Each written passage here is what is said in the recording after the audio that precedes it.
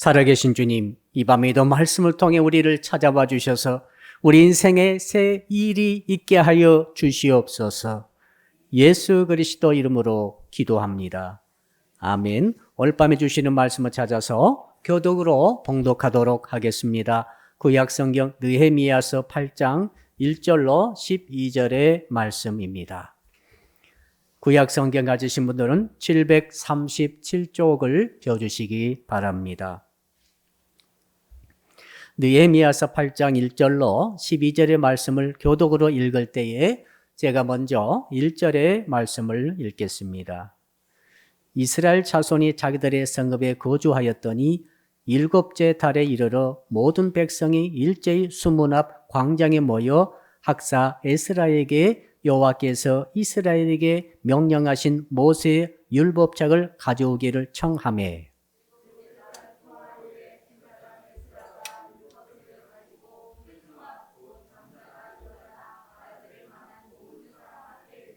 수문 앞 광장에서 새벽부터 종업까지 남자나 여자나 알아들을 만한 모든 사람 앞에서 읽음에 뭇 백성이 그 율법책에 귀를 기울였는데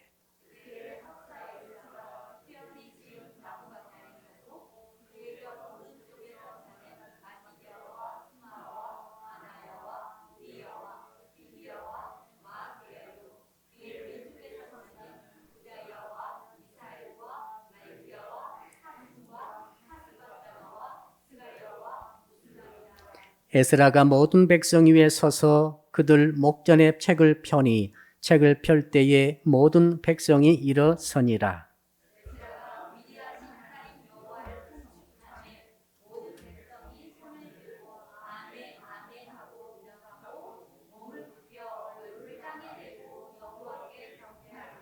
예수아와 바니와 세레비아와 야민과 압국과 사부대와 호디야와 마세야와 긋긋니 그리다와 아사라와 요사밧과 하난과 블야와와 레이 사람들은 백성의 제재 아래 서 있는 동안 그들에게 율법을 깨닫게 하였는데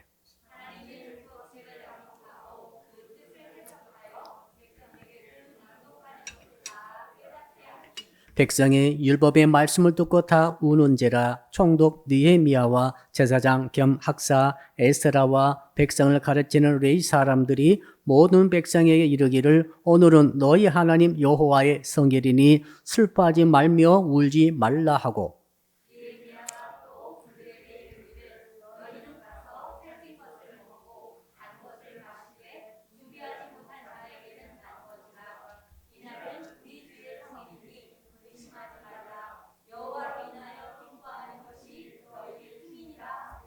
레위 사람들도 모든 백성을 정숙하게 하여 이르기를 오늘은 성일이니 마땅히 조용하고 근심하지 말라 하니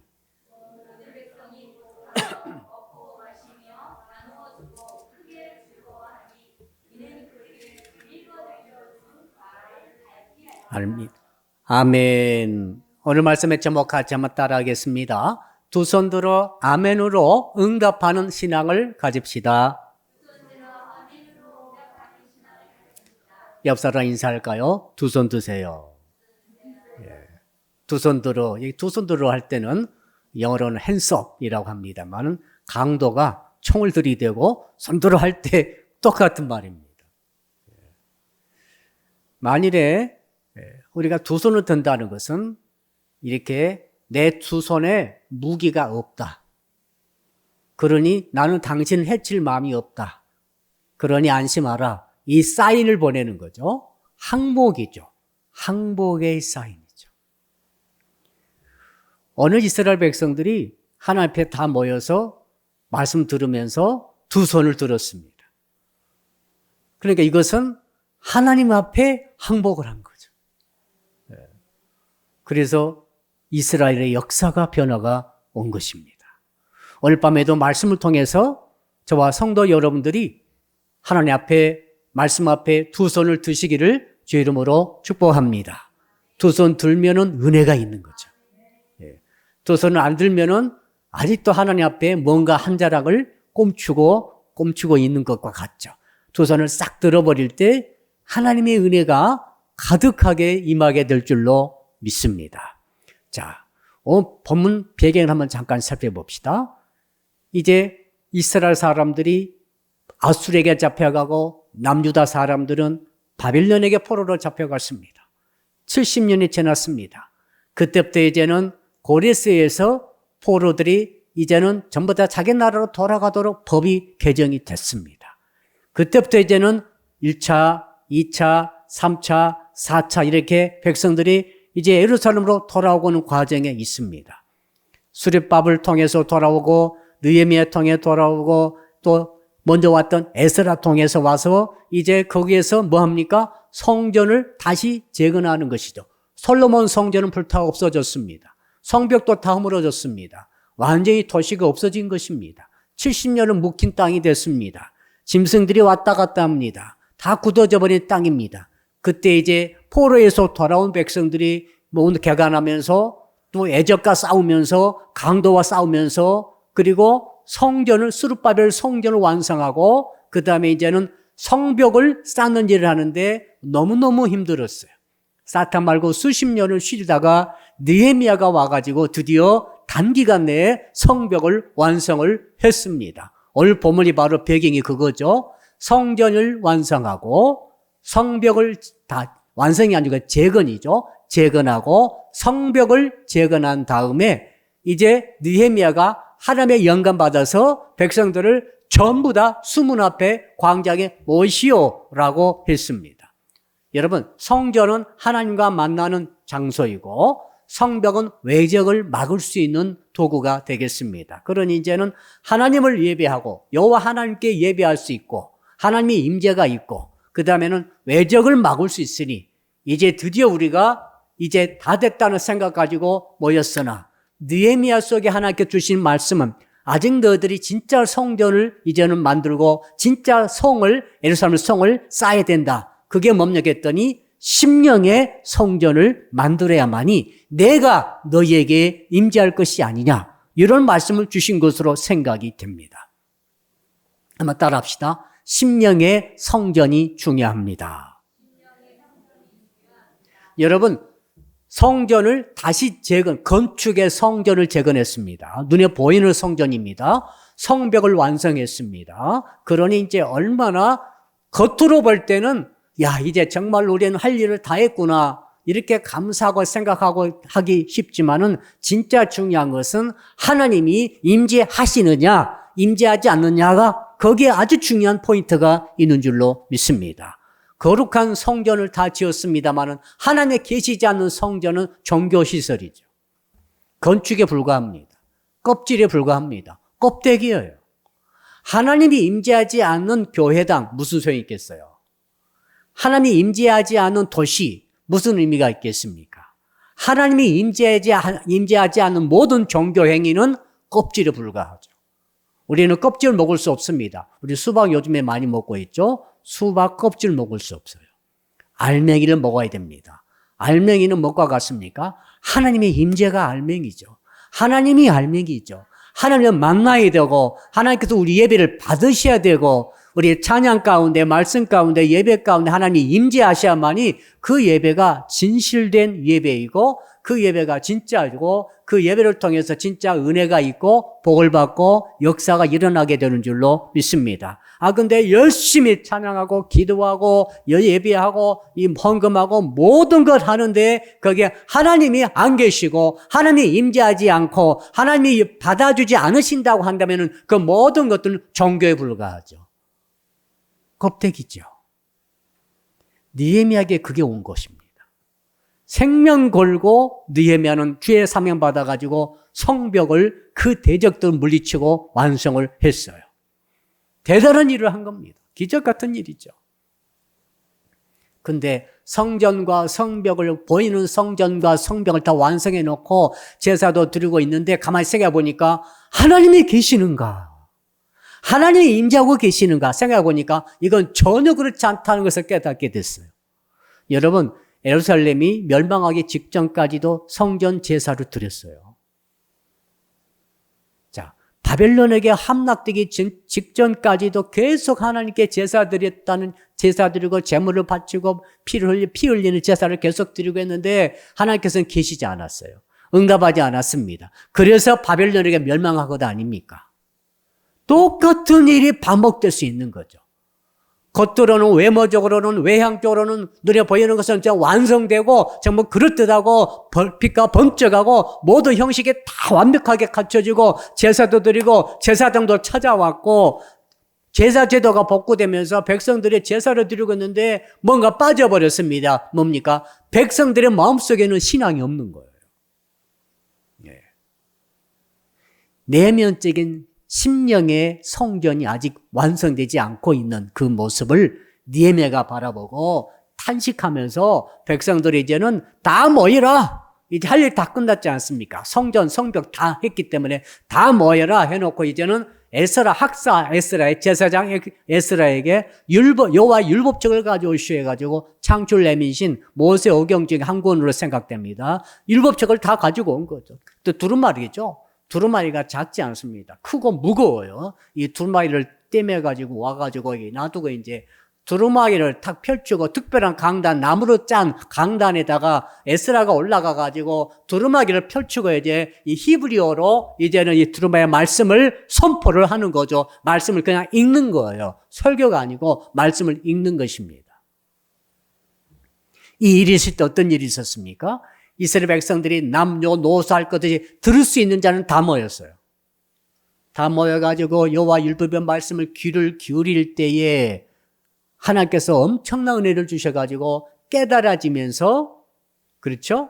그 말씀을 알게 되고 그 다음에 그 말씀을 깨닫기 전에는 그 말씀이 선포될 때 벌떡 일어서고 그 다음에 두 손을 들어서 아멘 아멘 하면서 화답하며 응답할 때 에스라 제사장이 찬양을 크게 하나님께 올려드리고 그 가운데 순체로 6시간을 새벽부터 그러니까 정오까지 한 6시간, 5시간, 6시간을 선체로 말씀을 계속 경청하고 듣습니다. 그냥 이런 스토리, 이야기로 섞어서 하는 말씀이 아니고 설교가 아니고 오리지널 성경 말씀 그대로 그냥 쭉 읽는 거예요.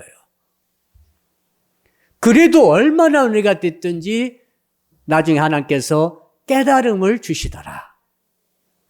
깨달음이 오니까 눈물이 터져가지고 강물처럼 흐르는 가운데 계속 눈물을 쏟아내니까 이제 울지 마라 하면서 여호와의 성일이다 하면서 성일을 선포하고 기뻐하며 하나님을 즐거워하는 일이 있었고 그 일이 무슨 일입니까? 드디어 외형적인 성벽과 성전이 완성되는 것에 이어서 이제는 드디어 백성들의 심령의 성전이 만들어짐으로써 하나님께서 임재하시게 되는 줄로 믿습니다.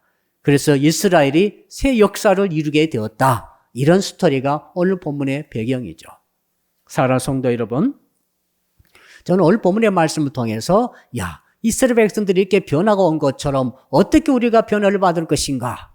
어떻게 우리가 심령의 성전을 만들어 온전케 할 것인가? 여기에 초점 맞추고 말씀을 드리고자 합니다. 이스라엘 백성들이 말씀 앞에 섰을 때에 세 가지 반응을 일으킵니다.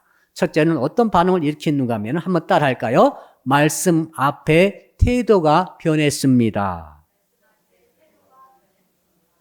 우리가 심령의 성전을 만들고 하나님이 임재하시려면은 열심히 예배하고 봉사하고 각각 모든 집회에 다 참석하고 이것이 외형적으로 다 열심히 참석하고 다 중요합니다만은 진짜 중요한 것은 그 형식 눈에 보이는 것 플러스 내면에 내 마음의 성전이 만들어져야 할 줄로 믿습니다. 왜 그런가 하면 하나님의 성령께서는 우리 가운데 임재하시면서 동시에 내 안에 성전 안에 내 몸을 성전 삼고 거하시기 때문인 줄로 믿습니다. 자, 그러니까 열심히 예배당에 왔다 갔다 하면서 예배도 드리고 종교 행위를 다 하고 신앙 행위도 다 하지만은 그 마음속에 성전이 제대로 만들어지지 않는 성도들은 하나님 임재가 없기 때문에 그 가운데 역사가 일어나지 않는 것이죠. 이것이 중요하죠. 자, 두 가지가 다 와야 됩니다. 눈에 보이는 신앙의 행위와 더불어서 내 심령의 이 신앙을 가질 수 있는 심령의 성전이 하나님께서 거하시는 이 완전한 임재하심이 있어야 할 줄로 믿습니다. 오늘 밤의 주제는 그겁니다. 어떻게 하면은 내 심령의 성전을 내가 만들어서 하나님의 성령께서 하나님께서 나라고 하는 인생에 임재하실 수 있게 할 것인가? 이스라엘 백성처럼 오늘 세 가지 태도를 가지면 된다고 우리가 한번 힌트를 잡아보는 거죠. 첫째는 말씀 앞에 태도예요. 한번 따라합시다. 말씀 앞에 태도가 중요합니다. 어떤 분은 똑같은 말씀 들었는데 하나님을 만났습니다. 임재가 왔습니다. 병이 치료됩니다. 죽을 자가 살아납니다. 없는 복이 임하게 됩니다. 기적이 있습니다. 안 될 일도 되게 됩니다. 하나님의 임재가 왔어요. 그것 제초의 통로가 말씀이라는 거죠. 왜 느헤미야가 말씀을 갖고 왔겠어요? 에스라가 딴 거 하나도 안 했습니다. 와서 그냥 거룩한 제사 드린 게 아니에요, 지금. 자, 그 전에 계속해서 산제사 드렸어요. 계속 산짐승 갖다가 잡아 죽이고 피를 흘리고 쏟고 이 행위는 계속 지금 하고 있는 거예요. 그런데 그 행위를 아무리 하고 해도 하나님 임재하심을 느끼지 못하는 이 느헤미야가 답답했는데 깨닫게 된 거죠. 아, 이 제사 행위가 문제가 아니라 그 백성들의 심령에 지금 신앙이 없는 거죠. 신앙에 행위하는데 신앙은 없는 거죠. 마음의 심령에 성전이 없으니까 하나님의 성령이 임하지 못함으로 그 가운데 일이 일어나지 않는 것입니다. 어떻게 심령의 성전을 만들 수가 있을 것인가? 어떻게 하나님의 성령이 임재할 수 있는 성전의 심령에 우리 성전을 만들 수 있을 것인가 하니까 말씀밖에 없더라. 근데 그 전에도 말씀을 읽었을 것인데 들었을 것인데 왜 말씀을 통해서 그때까지는 변화가 오지 않았을까? 말씀의 태도가 변화를 받아야 된다 이것이죠. 한번 따라합시다. 말씀의 태도가 정말로 중요하군요. 2절 한번 볼까요? 뭐라고 하든지 2절 시작. 일곱째 달 초 하루에 제사장 에스라가 율법책을 가지고 회중 앞 곧 남자나 여자나 알아들을 만한 모든 사람 앞에 이르며 자 말씀을 가지고 오잖아요. 이렇게 나오니까 어떻게 됩니까? 이제 3절 한번 읽어볼까요? 3절 시작. 수문 앞과 광장에서 새벽부터 정오까지 남자나 여자나 알아들을 만한 모든 사람 앞에서 읽음에 묵백성이 그 율법책에 귀를 기울였는데 따라합시다. 귀를 기울입시다. 말씀 앞에 나와서. 두 번째로 말씀에 귀를 기울인 게 중요해요. 지금 예배 때 열심히 이제 하신 분들이 열심히 하고 너무 지쳐가지고 말씀을 귀를 못 기울일 수가 있어요. 그럼 자기만 손해죠. 그렇죠? 말씀에 더 잘 기울이기 위해서 우리가 열심히 하나님께 찬양 올리고 열심히 준비 기도하고 열심히 회개하고 하는 거 아니겠어요? 말씀에 귀를 기울이려고 그런 것인데 그 다른 것에 열심히 집중하다가 말씀을 기울인 것을 놓쳐버린다고 한다면 그 심령은 병들게 되죠. 우리 사역자들이 정말 조심해야 됩니다. 목사가 열심히 설교를 준비하는 게 중요하죠. 설교 열심히 준비해놓고 그 설교 준비하는 그 설교 말씀을 정작 자기는 귀를 기르지 않는다고 한다면 큰 문제가 생기는 거죠. 그렇죠? 우리 찬양팀이 열심히 찬양합니다. 너무너무 은혜롭습니다. 우리 찬양팀에게 감사 박수 한번 하고 싶어요. 네. 기가 막힙니다. 찬양이. 녹음을 해가지고 계속 듣고 싶어요. 유차나 녹음해가지고 좀 들려줘. 그렇게 할 수 있나 모르겠어요. 그 부분만. 특히 금요심야 아주 좋아요. 금요심야가. 예. 여러분. 그랬는데 말씀을 기울이지 못해. 이거 이렇게 억울할 수가 있습니까? 찐빵을 샀는데 안고가 없어. 아주머니가 안고 넣는 걸 잊어먹었어. 그 찐빵은 버려버려야 돼요. 안고 없는 찐빵을 어떻게 먹겠어요? 여러분 그렇지 않습니까? 그러니까 하나님의 예배가 다 중요합니다. 중요하지 않은 부분이 하나도 없는데 진짜 중요한 것은 말씀에 귀를 기울이는 거예요. 성도들이 열심히 회개하고 열심히 찬양하고 열심히 준비하게 기도하고 해가지고 어떻게 합니까? 드디어 이제 말씀을 기울이는데 딱 주무시는 거지. 그때 딱 다른 생각하는 거예요. 그때 핸드폰을 하는 거예요. 그때 또 정말로 다른 것에 마음을 뺏겨버린다 이거죠. 느헤미야가 이것을 알고 이제 드디어 백성들에게 이제 말씀을 가지고 와서 에스라가 이렇게 선포한 적이 거의 없었던 것 같아요. 그때까지는. 없었어, 그런 적이.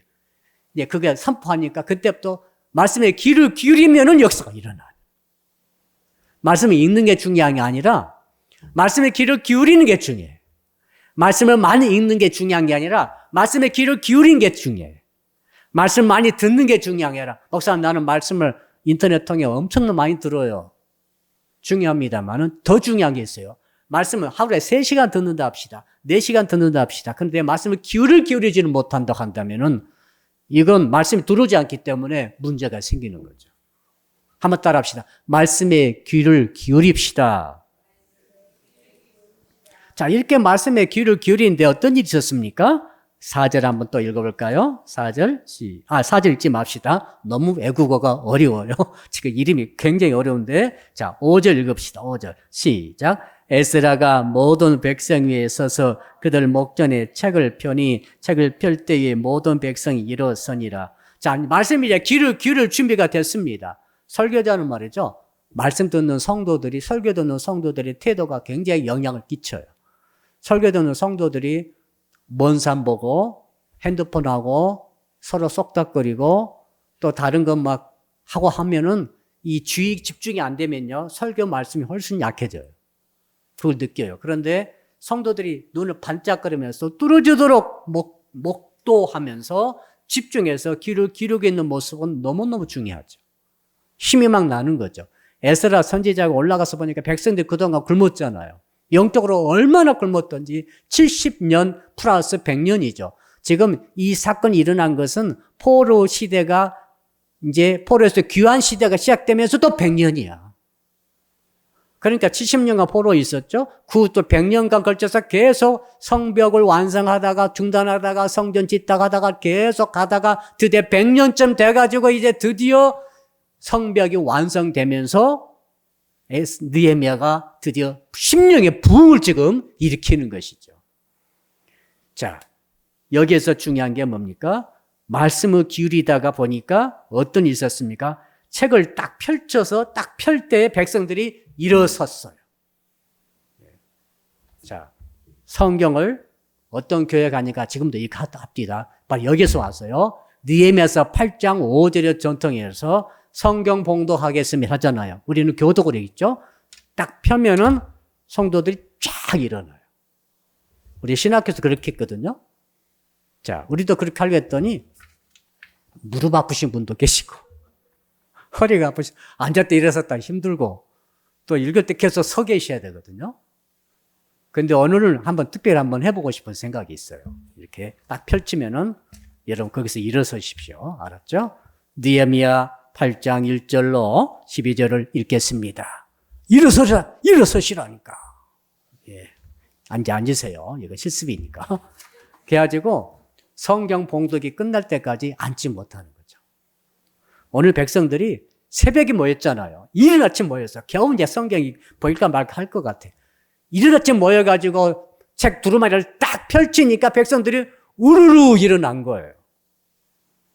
그래가지고 느헤미야가 읽기 시작하는데 몇 시간 읽었어요? 6시간을 읽네. 우리는 설교가 길어야 30분이죠. 30분에서 40분 하고. 어떤 분이 그래요. 목사님 40분 좀 긴 거 아닙니까? 설교가. 그런 분들 계셨어요. 왜 그냥 너무 엉치가 아프고 골반이 아프대요. 다리가 땡기고. 그래서 힘드시다고 그래요. 나이 드신 분은 힘드실 수 있겠어요. 근데 여기 오늘 본문에 들어가 봅시다. 여기는 몇 시간요? 6시간을 읽었어요. 그러니까 백성들이 6시간을 서 있는 거예요. 안 앉았어요. 성경만 천만 읽고 딱 앉은 게 아니라 전부 끝까지 서 있는 거예요. 여러분 서서 한번 설교를 들으시렵니까? 40분만이라도? 진짜 쉽지 않아요. 찬양학교 혹은 예배학교가 있는데 거기 가면 찬양과 예배를 훈련을 시켜요. 훈련시키는데 찬양 한번 시작하면 2시간을 해요. 그냥 2시간 동안 계속 서 있어요. 자, 앞에서 인도하신 분들은 자기가 하니까 마이크 잡고 하잖아요. 하면은 훨씬 쉬워요. 내가 하잖아요. 설교자도 내가 설교하잖아요. 근데 듣기만 하고 2시간을 설교만 듣고 서 있다. 찬양을 같이 따라하면서 2시간 서 있다. 쉬운 게 아닙니다. 그냥 무려 6시간을 서 있었어요. 이게 뭡니까? 내가 선다는 것은 하나님 앞에 완전히 이 말씀은 하나님의 말씀입니다. 라고 인정하는 것이 딱 군인이 딱 상관이 들어오면 군인 섭니까 안 섭니까? 딱 서는 거죠. 우리 휴찬이가 이제 곧 오겠습니다만은 딱 지금 고생하고 있겠어요. 지금 마지막 방 고생하고 있겠는데 오게 딱 되면은 상관 내엄마 딱 들어오면은 반드시 딱 서게 되는 거죠. 차례 딱 하는 거죠. 똑같아요. 에스라가 딱 펼치니까 백성이 딱 서는데 그만큼 귀를 기울이고 있었던 거죠. 에스라 선지자, 에스라 제사장이 학사가 지금 선포하는 저 말씀은 하나님의 말씀이옵나이다 라고 집중해서 눈을 반짝거리면서 딱 서서 귀를 기울여더라 이 말이죠. 태도가 바뀌면 인생이 바뀌어요. 뭐에 대한? 말씀에 대한. 할렐루야. 그러므로 만약 성도 여러분들이 예수 10년 믿었는데 내 인생에 큰 변화가 없다. 이유가 있을 거예요. 말씀에 대한 태도 때문에 그래요. 많은 경우 그래요. 많은 경우. 왜 그런가 하는 말씀에 귀를 기울이고 그 말씀이 내 안에 들어오면은 그 인생의 변화될 수밖에 없는 거예요.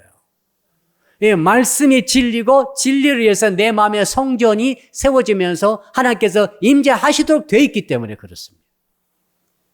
자, 근데 예배당은 10년 다녔는데 말씀에 귀를 기울이지 못하면은 그 사람은 마음의 성전이 아직 온전치 못하므로 하나님의 성령께서 임재하시는 것이 너무 미약하든지 아직 임재하지 않으셨든지 많은 일이 없는 것입니다. 일이 있어야 되거든요. 하나님의 임재라고 하는 것은 내가 아는 거지. 내가 감동을 받고 감화를 받고 깨달음을 받고 하나님을 말씀을 알게 되고 하나님을 알게 되면은 변화가 일어나는 거죠. 변화가 일어나지 않는다는 것이 문제죠. 아, 왜 예수를 믿은 지 1년 돼도 변화가 안 됩니까? 인격이 변화가 안 되고 말이 변화가 안 되고 삶의 태도가 변화가 안 되고 사업가가 말이죠. 변화가 와야 되는 거죠. 하나님 믿는 사업가가 변화가 오게 되는 거죠. 학생이 공부하는 학생도 변화가 오게 돼 있는 거죠. 인간관계도 변화가 오게 되는 거고 모든 면에 변화가 오게 되는데 그 변화라는 게 어떻게 오느냐? 변화라는 게 말씀에 귀를 기울일 때 말씀 속에서 내 심령이 성전이 만들어짐으로써 거기에 하나님의 임재하심으로 깨달음이 오게 되고 깨달음이 오게 되면서 하나님을 알게 되면 변화가 오지 않을 수가 없게 되더라. 이 오늘 전부 그 내용이 계속되고 있지 않습니까? 오늘 1절로 12절까지. 그러므로 사랑하는 성도 여러분, 말씀에 대한 태도를 여러분 바꾸시기를 축복합니다. 말씀이 딱 읽고 말씀을 읽을 때, 말씀을 들을 때, 설교를 들을 때 여러분 일어서지는 않지만 마치 일어선 것처럼 딱 서가지고 주의 말씀에 귀를 기울이기를 주 이름으로 축복합니다. 그러면은 인생의 변화가 일어나게 된다는 거죠. 자, 그러면서 또 5절에 쭉 보게 되니까 어떻게 되어 있습니까? 자, 이제 6절 한번 같이 한번 읽어볼까요? 6절 시작.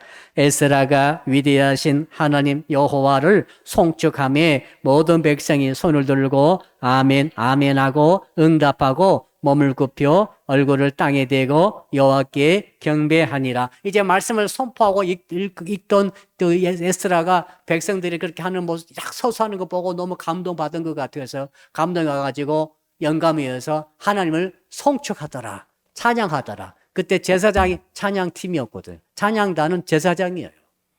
찬양을 이제 높이 곡조를 붙여가지고 찬양할 때 그 찬양 소리를 듣던 이 성도들이 아멘, 아멘 하면서 그 전에 두 손을 들고 그때 손을 들었어요. 두 손 들고 아멘, 아멘 하면서 화답을 하면서 하나님께서 말씀하신 바가 진짜입니다. 사실입니다. 아멘, 아멘. 그 말은 무슨 말이죠? 진짜입니다. 사실입니다. 인정합니다.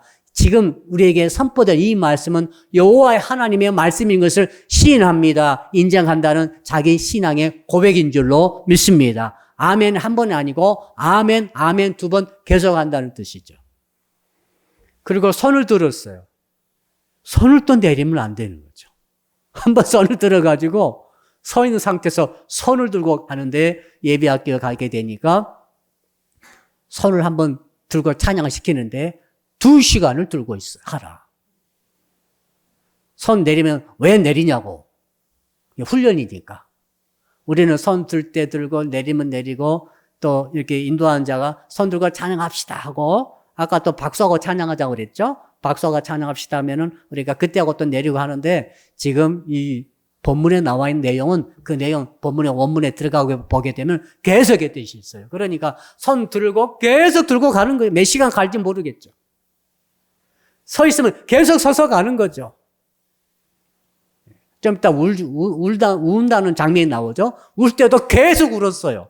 어느 뜻이 계속 눈물이 철철철철 흘리면서 계속 울더라. 난 이렇게 한 번도 운 적이 없는데 아마 우신 분도 계실 거예요. 눈물이 마를 일이 없이 계속 흐르더라. 이게 뭡니까? 출발이 중요하죠. 말씀에 귀를 기울였더니 말씀에 대한 태도가 딱 바뀌었더니 일어서가지고 경청하면서 그 말씀에 귀를 기울이니 그 말씀이 들어오면서 깨달음이 오면서 역사가 일어나더라 하는 것이죠.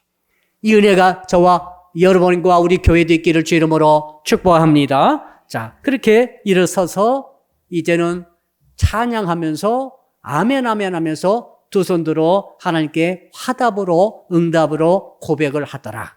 이런 일이 있었습니다. 자, 그 다음에 어떤 일이 있었을까요? 그 다음에 중요한 반응이 일어나게 됩니다. 한번 따라 합시다. 말씀 앞에 머리를 숙여 경배합니다. 자, 6절 하반절 보십시오. 몸을 굽혀 얼굴을 땅에 대고 여호와께 경배하였느니라. 여러분, 두 손 든다는 것은 항복의 의미. 나의 주권을 포기합니다. 이런 말씀 듣고 항복해야 되거든요. 말씀이 오니까 항복했잖아요. 백성들이. 똑같아요. 여러분, 누가 총 들고 손 들어 하면 항복하세요. 알았죠? 달려들지 마세요. 달려들다가 다쳐요. 하나님의 말씀이 선포되면은 성도들은 전부 손을 드는 거예요. 이번 주일부터 그걸 하고 싶으나 신경통 걸린 분도 많이 계시고 하니까 설교할 때는 전부 손 들고 설교 들으세요 하면은 손 들고 하다가 이거 아파가지고 더 못 들어요. 그러니까 편하게 예배 드린다는 생각을 버려라. 그렇죠? 예배 드릴 때 편안하게. 우리 지금 에어컨 떼고 있잖아요. 에어컨 하면서 시원하게 널찍한 의자에 편안히 앉아서 이것도 너무 힘든 분들이 계시니까 저는 할 말이 없습니다만은 원래 예배는 뭐냐면은 하나님이 오시면은 하나님이 임재하시면은 하나님이 이 자리에 오셨다 생각합시다 하면은 우리는 서는 거예요. 최고 지존하시는 어른이 오셨는데 어떻게 앉아 있어요? 무슨 말인지 알겠죠? 서서 최고의 경배를 드리는 거죠. 항복합니다, 하나님께. 말씀은 하나님이시잖아요. 예배 때 말씀에 선포하면 항복하는 거죠. 내 의지를, 내 주권을 포기합니다. 두 번째는 웰컴의 뜻이 있죠. 하나님 오시옵소서. 내 안에 오시옵소서. 내 인생에게 찾아오십시오. 내 이런 문제도 있고 여러 문제도 있고 많은 문제가 있어. 그러나 이 시간 은혜 받았습니다. 오시옵소서. 초청하는 의미가 두 손 드는 거죠. 두 손 들어 환영하다 이 말이 있잖아요. 두 손 들어 환영하다. 세 번째 뜻은 염려와 걱정과 근심을 위탁해버린다. 문제를 위탁해버린다. 맡긴다는 뜻이 있습니다. 하나님께 맡긴다. 이게 두 손 든다는 뜻이 있죠. 자, 그러므로 몸을 굽혀 그리고 나서 몸을 굽혀 얼굴을 땅에 대고 여호와께 경배하였다. 무슨 말인지 알겠죠? 우린 이런 식의 경배를 하지 않습니다. 천주교에 갔던 이런 식의 경배를 하긴 하더라고요. 신부들이 이렇게 하더라고요. 수녀 신부들이. 그래서 땅바닥에 완전히 엎드려가지고 이 얼굴을 이마부터 코, 입을 땅에 대야 돼요. 거기 보십시오. 몸을 굽혀 얼굴을 땅에 대고 그랬잖아요. 얼굴을 땅에 대야 됩니다. 대고 여호와께 경배하는 이 뜻은 무슨 뜻이죠? 100% 복종이다. 100% 순종, 복종. 다른 게 없어요. 삶으로 복종하겠다, 행동으로 복종하겠다는 결단을 지금 이렇게 나타낸 거죠. 그리고 그 과정에 진짜 중요한 반응들이 몇 가지가 있는데, 자, 한번 거기를 볼까요? 여러분, 아주 중요한 반응이 있는데요. 7절, 8절인데, 7절은 생략하고 8절을 읽읍시다. 8절 시작. 하나님의 율법책을 낭독하고 그 뜻을 해석하여 백성에게 그 낭독하는 것을 다 깨닫게 하니 깨달음이 와버렸다 이거죠. 처음에는 깨달음이 없었어요. 그냥 들었어요. 경청했어요. 그랬죠? 들었다고 돼 있잖아요. 그런데 7절 정도 가고 8절 정도 오면서 거기에 보조 제사장들이, 보조 서기관들이, 보조 학사들이 있었어요. 그들이 이제 저 말씀이 이런 뜻입니다 하고 이제 알려준 거죠. 소그룹으로 한 것 같아요. 소그룹 상태로. 여러 명 이름 나오죠? 이름이 많이 나오잖아요. 그들이 각각 너무 숫자가 많으니까 나눠가지고 말씀을 해석을 해줄 때에 이건 이제 설교죠. 지금의 설교가 해석이잖아요, 지금. 에스라는 본문을 봉독을 계속한 거고 그 밑에 보조 사역 학사들이 해석을 해줘서 이것을 설명을 해줄 때 이거 알아들은 백성들이 들으면서 뭐가요? 깨달아졌더라. 여러분 깨달음 왜 중요한가 하면은 이거와 같아요. 음식을 많이 먹는 것도 중요하지만은 내 몸에 피와 살이 되려면은 그 음식이 소화 흡수가 돼야 돼요. 이 복이 여러분 있기를 축복합니다. 소화 흡수량이 많은 사람은 젊은이들이에요. 나이가 들수록 소화 흡수량이 줄어들어요. 많이 먹어도 배가 빨리 고파. 많이 먹어도 이게 별로 영향이 안 돼. 자, 그러니까 하나님의 말씀을 많이 듣는 것도 중요하지만 깨닫는 게 중요하다. 왜 귀를 기울입니까? 깨달으려고 귀를 기울이는 거죠. 왜 그런가 하면 우리는 말씀을 들은 만큼 행동할 수 없어요. 말씀을 읽는 만큼 행동할 수 없어요. 말씀을 듣고 읽고 깨달은 만큼만 우리는 행동하는 거예요. 실제로 그래요. 여기서 내가 주일날 계속 말씀을 아무리 많이 알려주고 선포하고 그래도 성도 여러분들이 삶의 현장에 딱 가보게 되면은 다 행동하지 못합니다. 그 성도님이 귀를 기울여 듣다가 깨달은 그 말씀은 행동해요. 깨달음이 와버렸기 때문에. 그래서 많이 깨달은 사람은 많이 행동하고 많이 삶이 변화되고 많이 인생의 변혁이 일어나게 되는 줄로 믿습니다. 근데 말씀을 엄청 많이 들었어요. 1년 365일을 들었어요. 근데 왜 하나로 행동이 변화가 안 되고 삶이 변화가 안 됩니까? 깨달음이 없는 거예요. 왜 깨달음이 없습니까? 말씀의 태도가 잘못된 거죠. 그래서 따라 올라가 보십시다. 왜 말씀의 태도가 잘못됐으니까? 말씀 앞에 서지 않아요.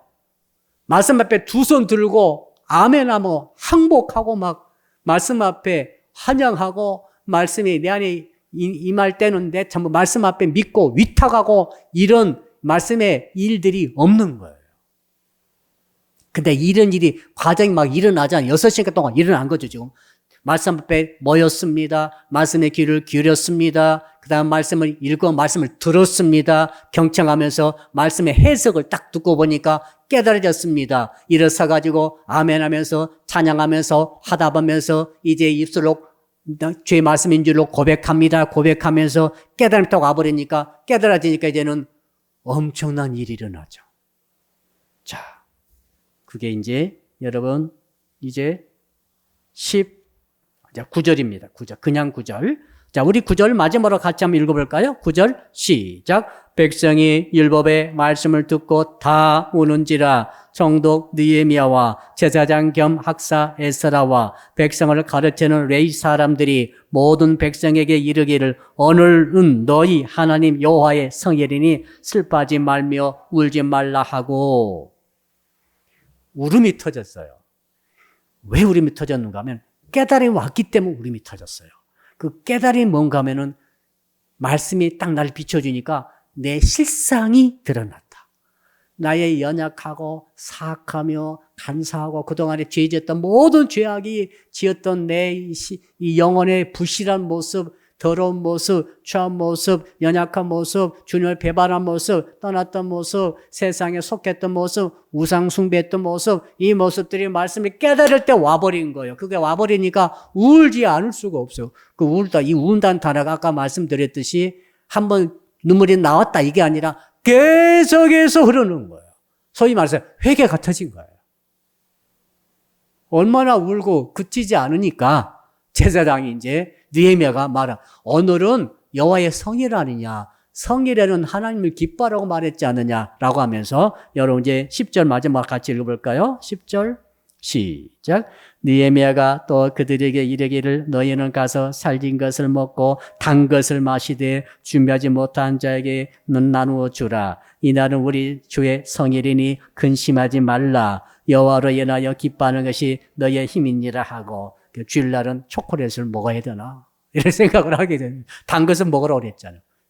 단 것은 뭐냐면 내 입에 좋은 거, 내 입에 달콤한 거, 내가 정말 맛있게 생각되는 거 먹는 거, 그걸 먹으면서 즐겁게 기뻐하면서 너의 마음을 여호와를 기뻐하라.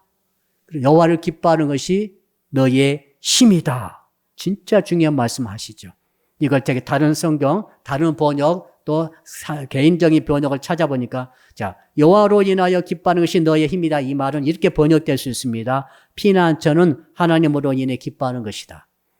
여러분이 진짜 하나님을 기뻐하게, 하나님의 말씀을 듣고 귀를 기울이다가 하나님을 깨닫고 태도 변화되면서 정말 깨달아가지고 나 자신에 대한 좋지 못한 것을 그대로 직시하게 되면서 울음이 터졌는데 여기에 머무르지 않고 이제 정말 하나님을 기뻐하는 데 갈 때 피난처가 된다. 하나님을 기뻐하는 사람은 하나님께서 그를 지켜주실 줄로 믿습니다. 즉 그 뜻 아닙니까? 성벽 때문에, 예루살렘 성벽 때문에 하나님께서 지켜주시는 것이 아니라 말씀 통해 하나님 만나서 성전 안에서 자기 마음 성전에 임하신 하나님을 만나서 하나님의 보호하심을 받는 것을 확인하고 있는 백성들의 모습 아니겠습니까? 이제 말씀의 결론을 한번 같이 내려보겠습니다. 우리에게 지금 말씀이 있어요. 그렇죠? 설교가 있고 말씀이 있고 얼마든 읽을 수 있고 공부할 수 있고 설교 들을 수 있고 뿐만 아니라 인터넷 통해 무수한 엄청난 많은 말씀이 범람하고 있는데 안타까운 것은 왜 이렇게 변화되고 실질적으로 하나님을 만나고 하나님의 임재 속에서 자기 자신의 실상을 깨달아가지고 통곡하고 울면서 눈물을 흘리는 자가 그렇게 많이 없는가?